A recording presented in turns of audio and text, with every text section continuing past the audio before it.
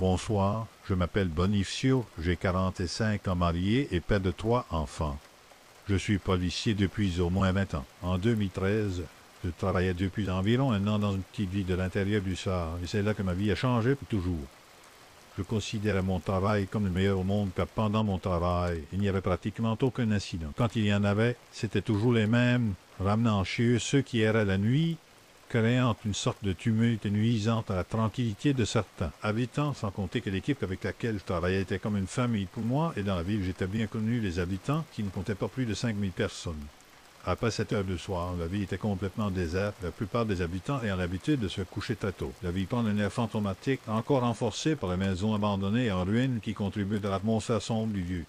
Une fois pendant mon quart de travail, je suis allé faire un patrouille avec la voiture avec mon partenaire Gabriel. Nous parlions de toutes sortes de sujets, de la famille au football. Lorsque nous avons rencontré M. Ramalho, un homme d'environ visiblement ivre et criant dans la rue. Nous avons arrêté la voiture et essayé de le convaincre de monter dans la voiture de patrouille pour le ramener chez lui.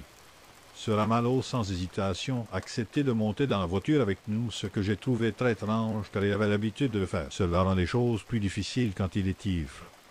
En fait, il y a eu une fois où nous l'avons laissé dormir dans la cellule parce qu'il était tellement hors de lui qu'il essayait de nous attaquer. Ce Ramalho est un homme qui vit seul. Il a perdu sa femme à cause d'un cancer il y a quelques années et ses enfants ont déménagé dans la grande ville. Depuis, il s'adonne à la boisson et, après s'être sauvé à la maison, il finit par sortir dans la rue, provoquant du désordre et troublant la tranquillité de nombreux habitants. Don Pili a commencé à nous raconter qu'il avait vu Angela traverser la rue en courant et se rendre chez elle à 3 reprises, la plus récente remontant à 2 jours. Mon partenaire, sans rien comprendre car c'était une conversation hors contexte, m'a regardé et m'a fait un petit sourire au coin de la bouche. C'est alors que j'ai demandé à Ramalho, « Ramalho, quel est le problème avec une femme qui traverse la rue en courant ?» Il m'a regardé dans les yeux et m'a dit, « Pas grand-chose, mon fils, à moins que tu ne sois une fille de 13 ans, à 1 heure du matin, que tu rentres à la maison, où plus personne ne vit. » Ensuite, Ramalho nous a demandé, « Savez-vous pourquoi plus personne vit dans cette maison ?» Gabriel et moi avons échangé des regards et avons presque immédiatement répondu « Nous ne savons pas, monsieur ». C'est alors que Ramalho nous a dit « C'est tout simplement parce que cette fille est morte il y a comme ça ». J'ai demandé. Gabriel a vite fait remarquer que je ne devrais pas y prêter attention car le vieil homme était ivre. Ce Ramalho a continué en disant qu'il était son ami quand ils étaient enfants, vers l'heure de l'après-midi, quand son père est rentré ivre et a commencé à se disputer avec sa mère. Le père d'Angela était très jaloux et, lorsqu'il buvait, il devenait très violent. Lors d'une dispute, il a commencé à frapper sa mère devant nous. Puis il m'a expulsé de la cour où je jouais avec Angela. J'avais très peur de lui. Le père d'Angela était très grand, gros, avec une voix grave, et quand il buvait, il semblait se transformer en monstre, le visage rougi par le soleil. Dès que j'ai quitté la maison, j'ai entendu des plots d'Angela, suivis du bruit des coups de fusil de chasse. Le salaud a tué sa femme et sa fille, puis s'est suicidé. C'était fou à l'époque. La ville comptait environ habitants, ce qui est très différent d'aujourd'hui. À l'époque, il y avait une usine qui employait beaucoup de monde, et ce qui se passait précisément à la fin de la journée de travail. Notre rue était remplie de curieux désireux de voir toute la tragédie. Je suis retourné voir mon amie Angela et la vision que j'ai eue était la pire de ma vie. Ils ont tous été déchirés par les tirs et fusils de chasse, Angela avec son corps divisé en deux, son père avec les restes de son cerveau collé au plafond et sa mère complètement déchirée. C'était terrible.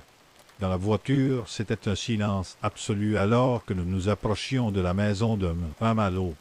Il nous a regardés et a dit « Je ne vois pas seulement Angela, je vois aussi sa mère. » J'avoue que j'ai été très surpris et Gabriel est resté silencieux. Des mois ont passé depuis ce jour fait, j'avais même oublié cette conversation. J'étais dans une autre équipe vers 2 heures du matin. Ce jour-là, il pleuvait beaucoup et le froid était intense. Alors que je faisais un tour de la ville, le sergent m'a appelé à la radio pour m'informer qu'il avait reçu 3 plaintes d'un habitant. Selon lui, il y a eu une bagarre entre 2 ivrognes, troublant la tranquillité du résident et de son épouse, qui avait une fille nouveau-née. Cette confusion le causait un grand malaise. Alors le sergent m'a demandé de vérifier la situation. Cette fois, je ne sais pas pourquoi, j'étais seul dans la voiture. En arrivant sur place, il n'y a plus eu de bagarre et les ivrognes s'étaient déjà dispersés. J'ai alors décidé de faire un tour supplémentaire avant de retourner au commissariat. En chemin, j'ai été choqué de voir un enfant debout au milieu de la rue tenant un eau en peluche. J'ai braqué les feux de route dans sa direction étonnamment. Elle a couru et traversé la rue. J'ai appuyé sur l'accélérateur et j'ai suivi. C'est alors que je l'ai vue courir vers une maison abandonnée. À ce moment-là, la peur m'envahit en me souvenant de l'histoire du sénateur Ramalho à propos de la jeune fille Angela.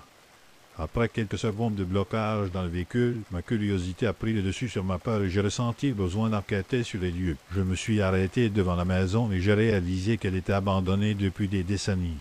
J'ai éclairé l'endroit avec ma lampe de poche. Lorsque j'ai atteint la porte, j'ai découvert qu'elle était verrouillée. J'ai essayé de l'ouvrir, mais en vain. J'ai fait le tour de la maison, qui était complètement fermée. À ce moment-là, j'ai pensé à partir, pensant que ce serait mieux.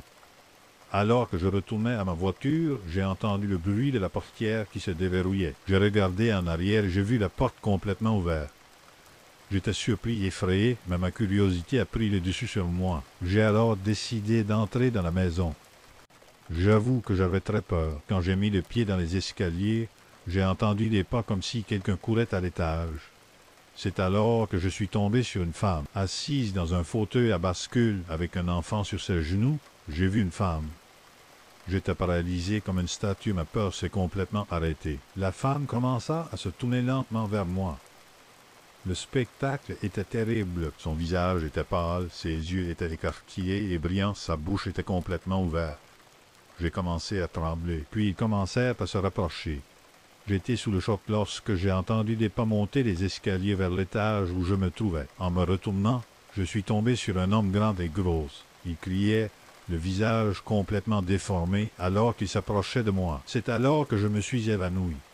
Je me souviens avoir été réveillé par mon ami Gabriel, qui me cherchait dans la petite ville. Selon lui, il m'a trouvé uniquement parce qu'il a vu ma voiture garée devant la maison abandonnée.